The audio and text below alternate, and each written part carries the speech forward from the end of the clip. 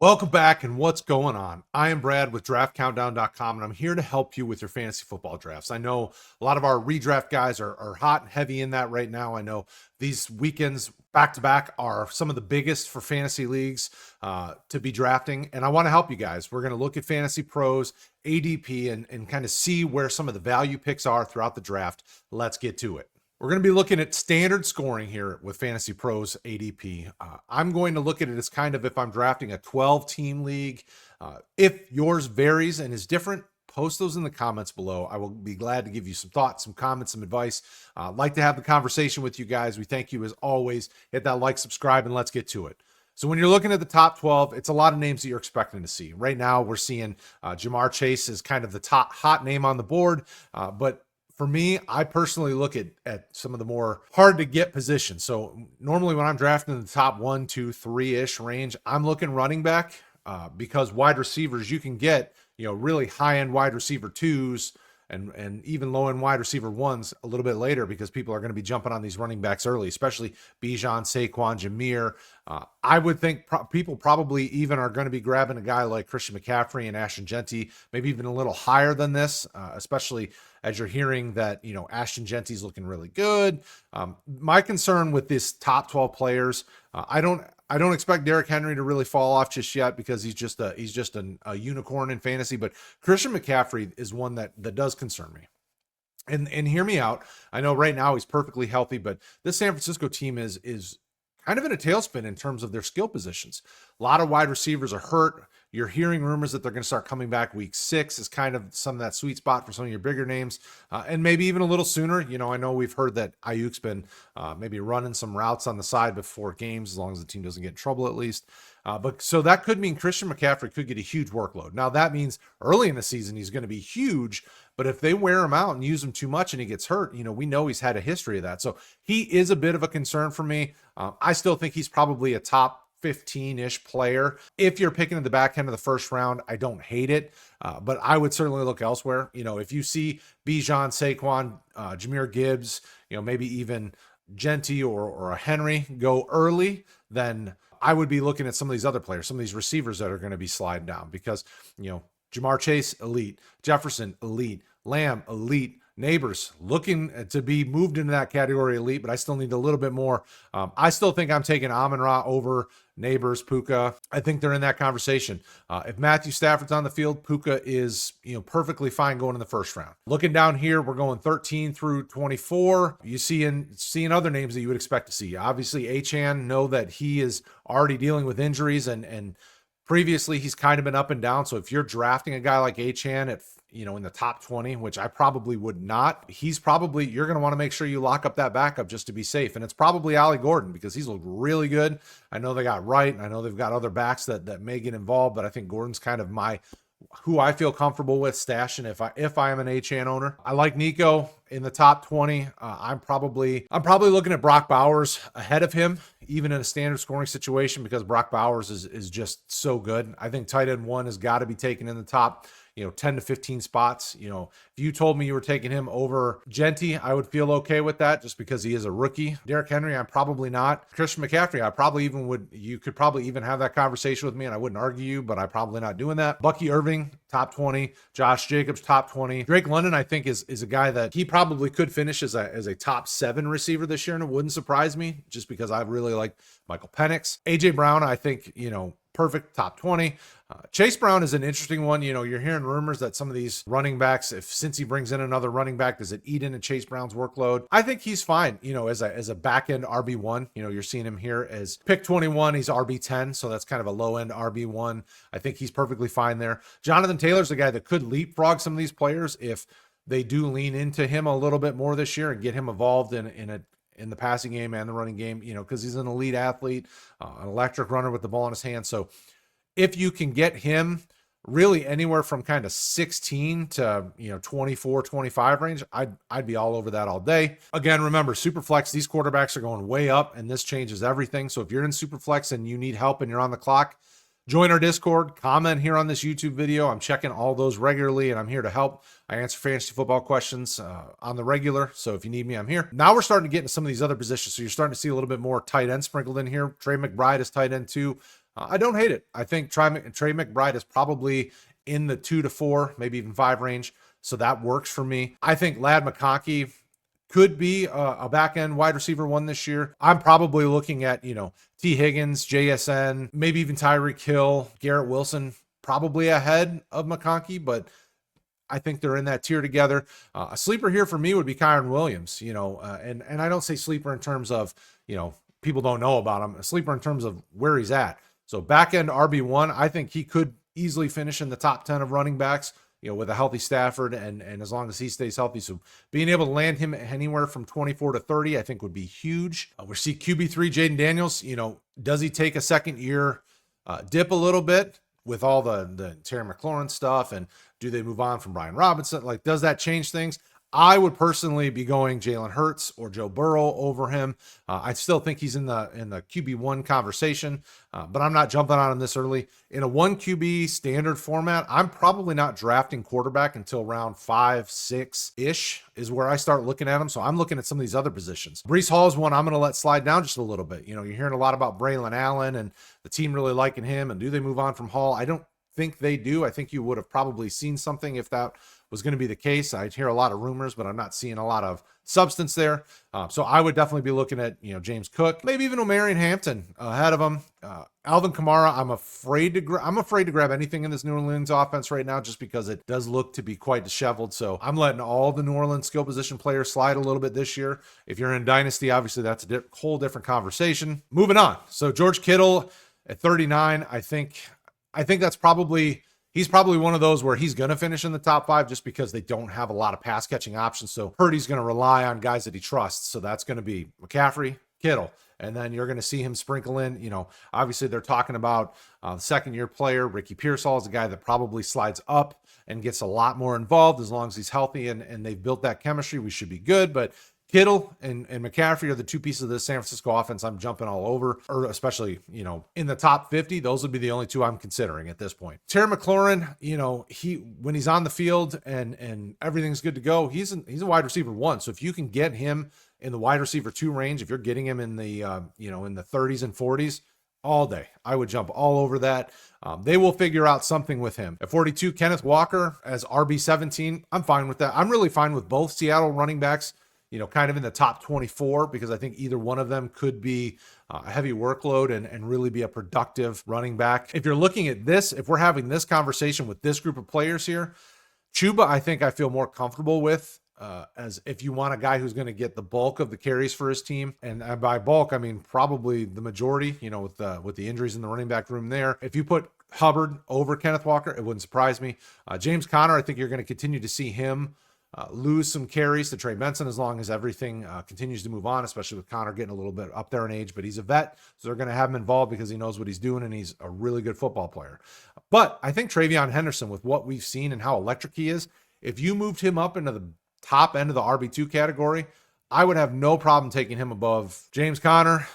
You could talk me into taking him above Chuba or Kenneth if you're really trying to go for that big, that big shot. I'm moving Alvin Kamara down below most of these guys. I mean, quite honestly, as much as I love Kamara, I would probably be okay taking any of these other running backs ahead of him just because of how that offense is going to look this year. You could also tell me that Kamara gets a ton of work this year just because they don't have a ton of options and the quarterback's going to trust some of these vets, and I would not be surprised either. So these are all definitely running back 2s, and some of them have more upside than others. I think Kenneth Walker of these guys is probably the one that, if you told me he finished a little bit lower at the end of the season, it would not surprise me. If we're looking at receivers here, DJ Moore, DK Metcalf, Cortland Sutton, Rashee Rice. Rashee Rice is one of those that I've really just keep letting slide just because you don't know. You're obviously hearing that he's going to be having his hearings and what's going to happen, so we know the first few weeks of the season he's in, and when he's in, he's going to get targeted. But if I'm drafting in the top 50, I really want to make sure I'm locking in guys that I feel confident with all year long. Going to be my guys that I'm just set it and forget it with these players. And Rashee Rice is not that. I'm definitely okay taking Devonta Smith ahead of him. You could even make the case that Ted McMillan goes above him. I probably would look in a different direction at this point than doing something like that, because of rookies in a 1-year redraft. Rookies tend to be guys I let slide down just a little bit, unless they're running backs. Quarterbacks, I definitely, if I'm drafting later, I'll try to target the rookies with upside just because If they pop off, then great. I haven't spent a really high investment. But if you're spending top 50, 60, 70 draft capital on a player, you're looking for your weekly starters, guys that you're going to trust all year long. And outside of injury, should be high producers. RJ Harvey is a guy right here that I'm a little concerned about in terms of how much they use him in his rookie year versus some of the other guys on the team, because we know that coach trusts some of these other running backs just as much. So there's going to be some times where you might see him with a lesser workload, or times where you might see him pop off. And are you okay with accepting that at 53? I don't know that I would.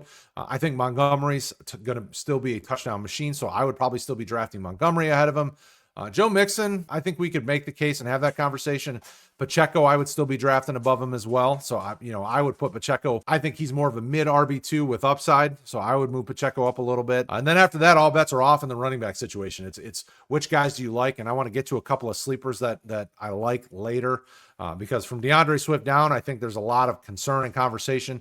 I think my biggest guy that I want to target in this draft is Calvin Ridley. Right now finishing as a wide receiver 3, basically, if you're looking in terms of ADP at wide receiver 30. This guy's going to get peppered with targets. If he got 150 targets this year, I would not be surprised. And if he caught 100 of them, you're pushing, high-end wide receiver 2, low-end wide receiver 1 production. If you can get that in the top 75, all over that. Now that we're kind of getting in the 70s, I'm going to jump over and do something a little bit different. I want to look at the position groups and give you guys some sleepers and some guys to definitely be looking at. If you're drafting later, make sure you let me know in the comments, guys that you're on the clock with and maybe need some help. Let me know. I will gladly do that. Looking at kind of the rankings, you've got Lamar, Josh, Jaden. I honestly am probably taking Jalen above Jaden, but it's not that big of a difference.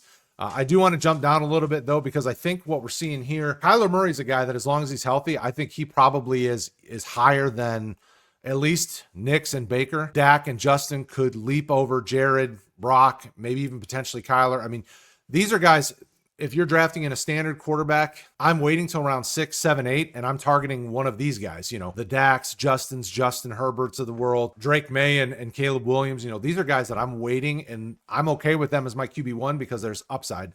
With Fields, there's that running potential. Caleb Williams, if we look at Buffalo, Caleb Williams, and the way he moved the ball, there could be a lot left here where he could push in for quarterback 1 conversation as the year rolls on. I'm not saying he is. Don't quote me that he's a QB1, but he has that potential. So does Drake May. Some of these other guys, JJ McCarthy, he has the ability to go up higher.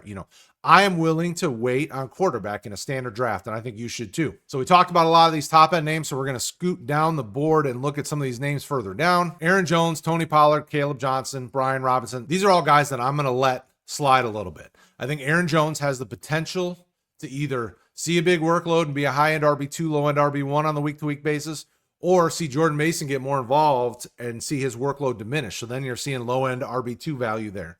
So I am okay with waiting. He's probably, this is a safe range for him, but I'm definitely going to let him slide a little bit. I'm taking Pacheco over Aaron Jones.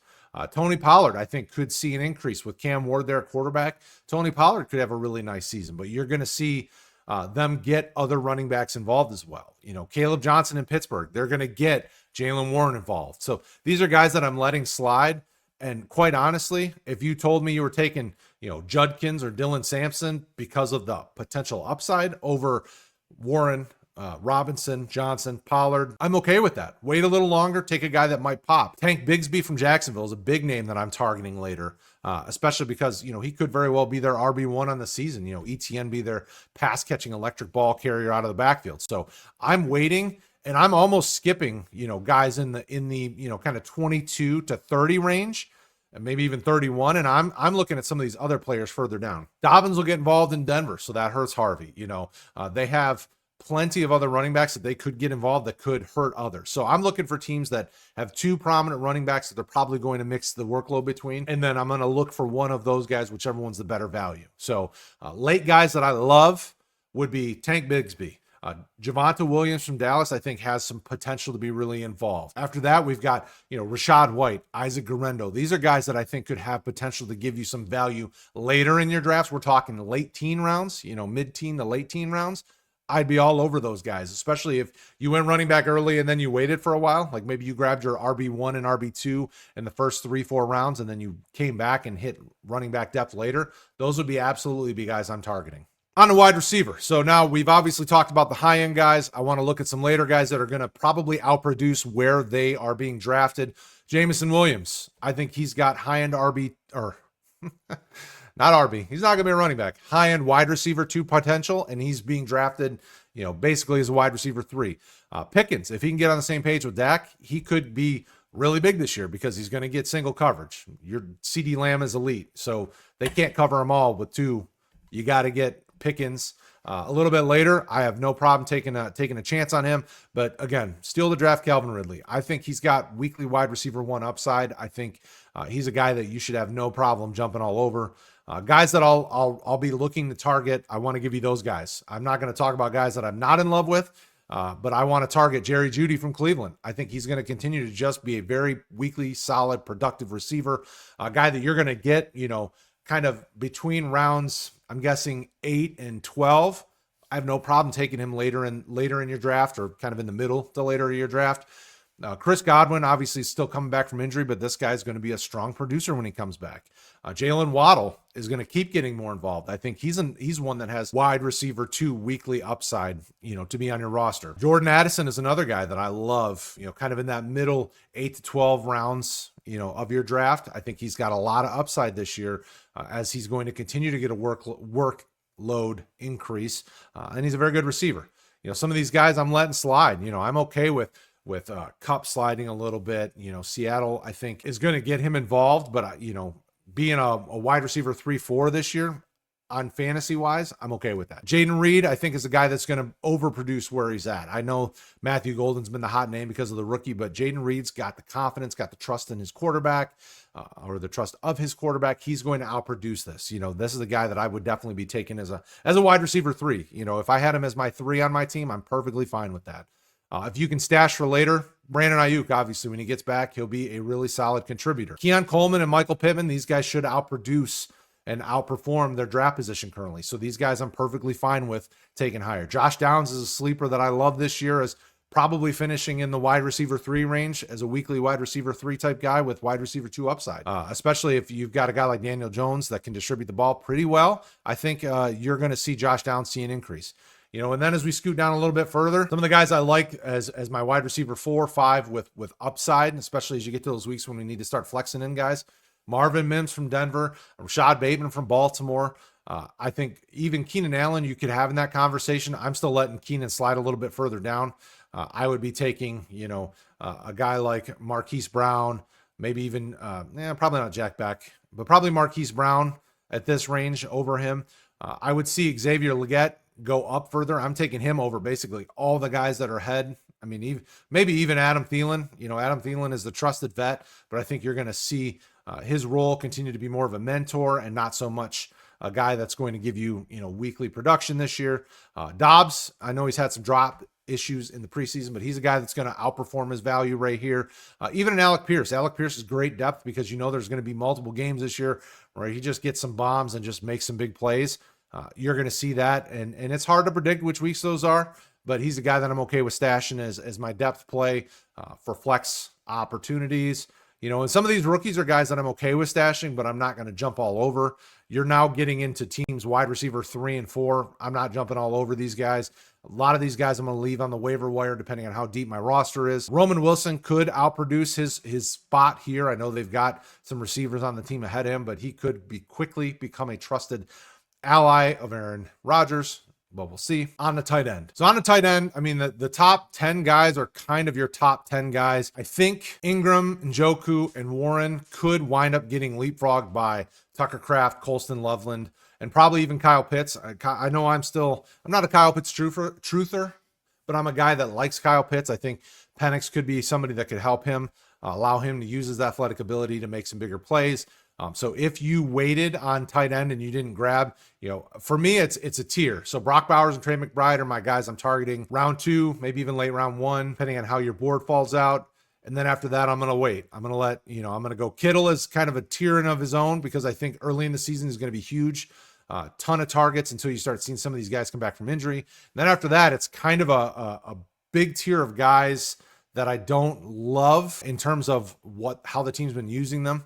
Laporta is kind of going to be up and down because they have so many weapons to choose from. They're going to distribute that a lot. I think Laporta still finishes as a top 7 tight end, but if you told me he was 7 and not 4, it wouldn't surprise me. So I would wait a little bit and target and let somebody else take the shot at him. Kelsey, Hawkinson, Andrews, Ingram, and Njoku. I am perfectly fine waiting on all of those guys and, targeting Kraft, Loveland, Kyle Pitts, maybe even Dallas Goedert, Jake Ferguson for sure, Dalton Kincaid for sure. Like these guys, if you told me any of those names I mentioned finishes as a tight end 1, like in the top 12, it would not surprise me. So if you're not going to target the top kind of 3, maybe even 4 in the first 4 or 5 rounds, I would wait and target one of those other guys, in rounds 7 through 9 and be perfectly happy with that. If we're looking for depth guys that could be big producers, Pat Freiermuth. Right now, they're looking at him as a back-end tight end 2. I think he could wind up being another guy that pushes for high-end tight end 2, low-end tight end 1 production. Brent Strange from Jacksonville. Those are 2 guys I love waiting on later and letting the board, letting me target other players on the board and getting those guys later. Other than that, Chigakwanko from Tennessee, if I trust him as anything more than a high-end tight end 3, maybe low-end tight end 2, it depends on how much this offense leans on their tight end. I think with those really good skill position players, because they got some good receivers. They definitely have some good receivers and some running backs that can catch out of the backfield. I just don't think it helps Chig's value. So I think he probably stays in that low end tight end 2, high end tight end 3 range all year long. And then, Dalton Schultz, consistent, solid, probably not a guy who's going to be anything more than a tight end 2 in fantasy this year, but another guy that if you want to wait for your backup tight end, he's the guy that I would be targeting late. Juwan Johnson, another one of those guys. Those are kind of the 3 that I would look at a little bit later. Seattle's tight end situation is interesting.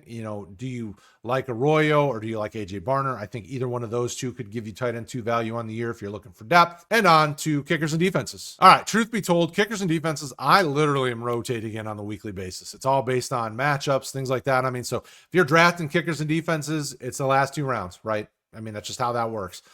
Sometimes, a guy drafted in the last round, he's off my team by the next week because I'm rotating him in.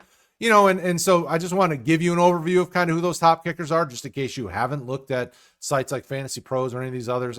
You've got your consistent, reliable kickers, and the top 4 are definitely guys that I think, well, probably the top 3. This tier of 3, Aubrey, Dicker, and Bates, I think are probably your most consistent and the ones I feel most comfortable targeting and going, they'll probably be in my roster till their bye week. It's just the way it works. If you have a specific question about a kicker, I know Cam Little is the guy that booted a 70-yarder.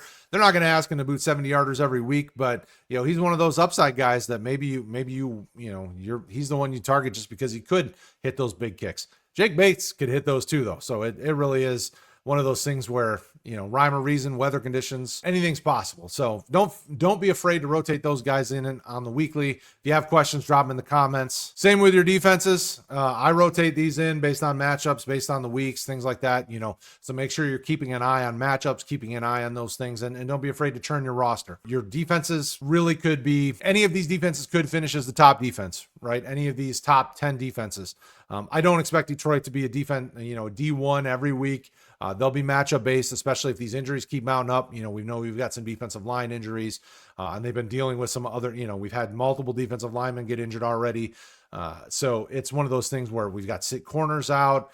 What are they going to do as the depth starts getting hit? Because that means points are going to rack up. Teams are going to start running up the board on them. So it's one of those things where, as a Lions fan, I'm like, please don't let it be last year again. So let's make sure we stay healthy. But so if I'm targeting a defense in the last round of my draft, I'm probably going, Denver, Philly, Baltimore, Pittsburgh. Those are probably my top 4 defenses. I think Baltimore's probably my favorite defense every year to target, in the later rounds of my drafts.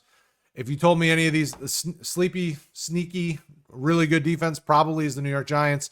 I really love what they do. They have a lot of edge rushers. They got a lot of guys that can attack the ball, get you those fumbles, get you those sacks, get you some of those things that'll get you points. So if you don't land any of these kind of top 8, 9 defense, I would say probably the top 7 defenses, I wouldn't have a problem taking a chance on the Giants or even, like Seattle. Either of these 2 would be fun sleepers. But again, I'm turning these things almost every week, most likely, depending on the matchups. So if you guys have comments, questions, concerns, let me know in the comments below. Thank you guys for hanging out for this whole time. I do appreciate you guys, and I hope your drafts go really well. If you need us, again, Discord, comment on these videos, like, share, subscribe, do all those things, and we'll talk to you later.